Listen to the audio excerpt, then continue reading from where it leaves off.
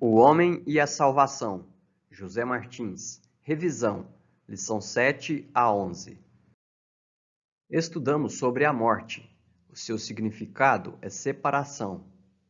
Vimos sobre a morte espiritual, que é a separação de Deus, que ocorreu após a queda de Adão, e a morte física, que é a separação entre o corpo e espírito. E, por fim, a segunda morte, que é o castigo eterno. Também estudamos sobre o pecado.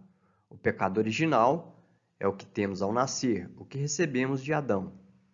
O pecado atual, que é o que nós praticamos, com pensamentos, palavras e ações. E os tipos de pecado. Pecado de comissão, que é fazer o que Deus proíbe, e o pecado de omissão, que é não fazer o que Deus ordena. As consequências do pecado. Vimos sobre a depravação total do homem, ou seja, que a corrupção atingiu todas as partes da natureza humana, e a incapacidade do homem, ou seja, que o homem em si é incapaz de praticar o bem espiritual. Vimos também que o homem necessita do arrependimento concedido por Cristo. Sobre o arbítrio do homem, vimos que, antes da queda, era livre. Após a queda, ficou escravo. Na regeneração, fica liberto do pecado por Cristo.